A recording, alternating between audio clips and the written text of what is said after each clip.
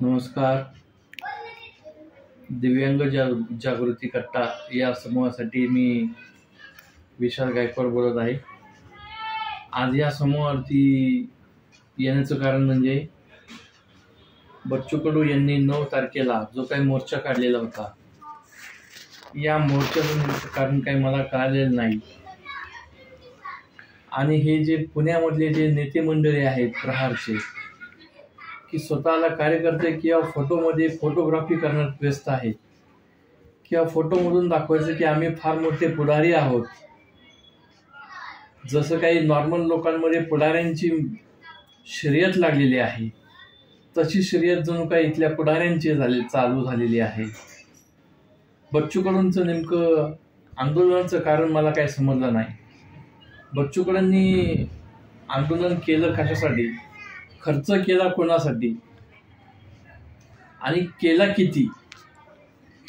त्या दिवशी मात्र 9 तारखेच्या बातम्यांमध्ये कुठंही दिव्यांगांविषयी हा मोर्चा होता आणि दिव्यांगांच्या या मागण्या होत्या म्हणून रस्ता रोको केला किंवा कोणत्या मंत्र्यांना भेटून त्यांनी आपलं निवेदन दिलं असं कुठंही समजलेलं नाही. जी काही बातमी आलेली होती ती फक्त शेतकऱ्यांचा मोर्चा होता आणि शेतकऱ्यांसाठी त्यांनी आंदोलन केलं. जणू काय हा स्टंटबाजी किंवा भाड्याने भाडोत्री म्हणून अपंगांचा केलेला वापर हा बच्चू कडूंनी केल्यासारखं मला वाटतंय. किंवा आपल्यासारख्या सर्वसामान्य जनतेला घेऊन गेलेले हे पुढारी लोक आहेत, जे पुढारी म्हणून समजतायत.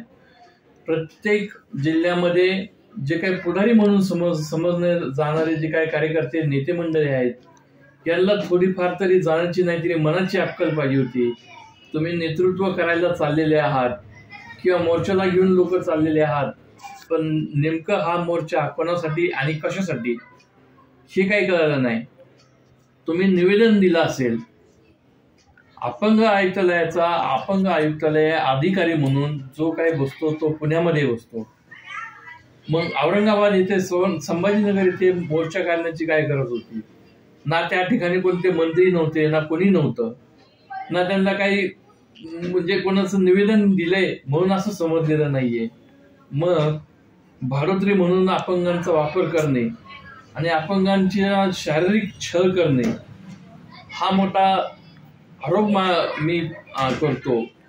ह्या नेत्यांना सुद्धा लाज वाटायला पाहिजे होती की आपण सर्वसामान्य जे काही प्रतिनिधी घेऊन चाललेलो आहोत तर आपण का म्हणून घेऊन चाललेलो आहोत. नेत्यांनो, तुम्ही जागे व्हा. याचं कारण एकच आहे की अंध व्यक्ती तुमच्या मोर्चाला कधी नसतात.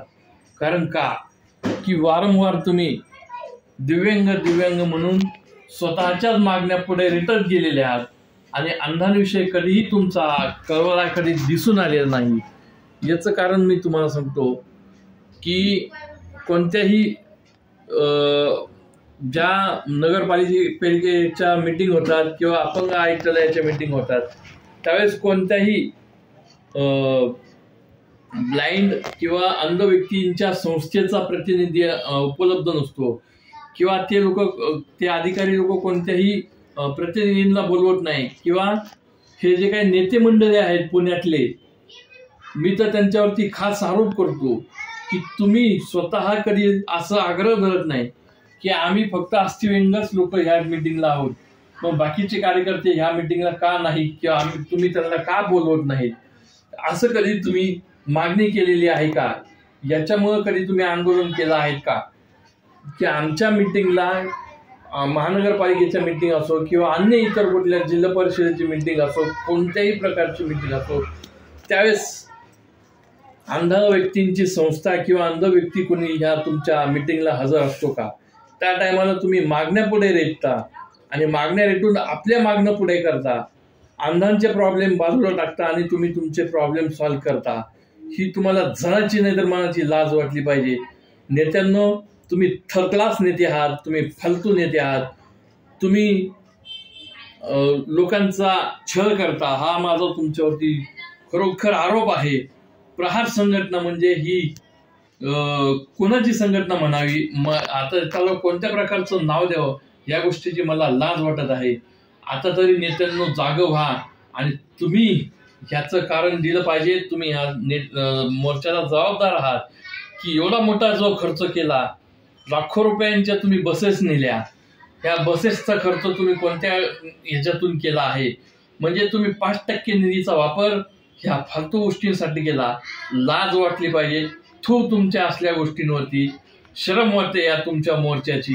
यापुढेही तुमचे मोर्चे कधीही सक्सेसफुल होणार नाहीत आणि या भाडोत्री मोर्चाचा मी निषेध करतो. थांबतो. धन्यवाद.